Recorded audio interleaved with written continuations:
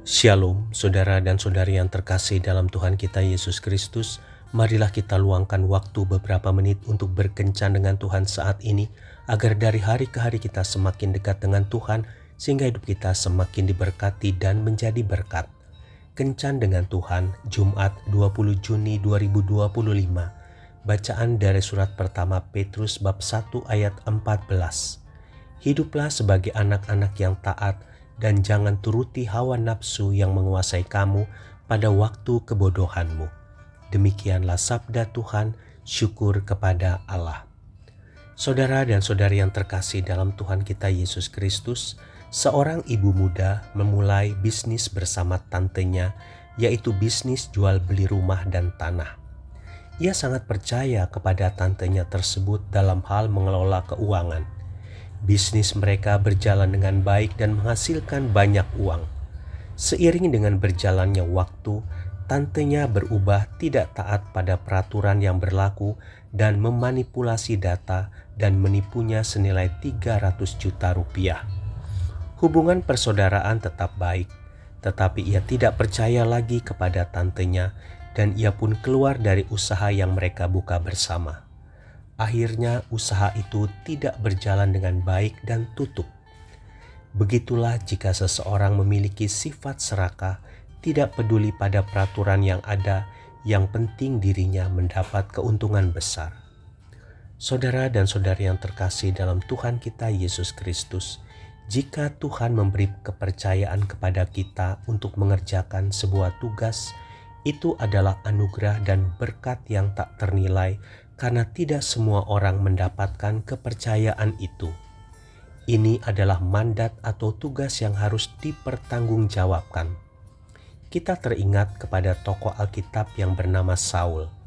Tuhan sendirilah yang memilih Saul menjadi raja pertama bangsa Israel melalui Nabi Samuel. Awal kepemimpinan Saul berjalan dengan baik dan dipertegas dengan kemenangannya di Yabes Gilead. Kemudian ia dinyatakan sebagai raja di Gilgal setelah ia memimpin bangsanya memenangkan pertempuran di medan perang. Akan tetapi Raja Saul berubah tidak taat kepada Tuhan. Apa yang dilakukan Raja Saul? Raja Saul melakukan penyembelihan kurban yang seharusnya adalah tugas Samuel. Hal inilah yang mengawali kejatuhan Raja Saul sebagai raja atas Israel. Kejatuhan Raja Saul berlanjut dalam peristiwa perang melawan Amalek, di mana ia tidak memusnahkan seluruh kaum Amalek dan ternak milik mereka seperti yang telah diperintahkan oleh Tuhan. Raja Saul mengabaikan perintah Tuhan dengan tidak membunuh Raja Agag beserta ternak yang dipilihnya. Raja Saul lebih takut kepada manusia daripada kepada Tuhan. Akibatnya pun fatal, yakni Tuhan menarik rohnya dari Raja Saul dan Tuhan tidak percaya lagi kepadanya. Raja Saul menanggung akibat dari perbuatannya yang melanggar perintah Tuhan yang dia lakukan tidak hanya sekali tetapi beberapa kali. Saudara dan saudari yang terkasih dalam Tuhan kita Yesus Kristus, apa pelajaran yang kita dapat dari dua kisah di atas? Pelajaran pertama adalah jika kita diberikan kepercayaan oleh Tuhan, taatilah dan lakukanlah kehendak-Nya dengan setia. Jika kita dipercaya dalam berbisnis, taatilah peraturan yang telah ditetapkan atau kesepakatan yang telah ditentukan bersama.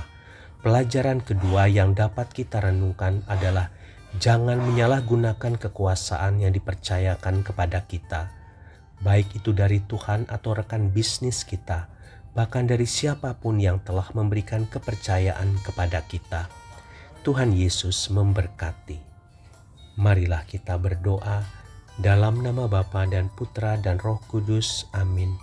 Tuhan Yesus, ajarilah aku untuk tetap menjaga kepercayaan yang telah diberikan kepadaku dan jangan biarkan aku mengecewakan Engkau dan orang lain. Amin. Dalam nama Bapa dan Putra dan Roh Kudus. Amin.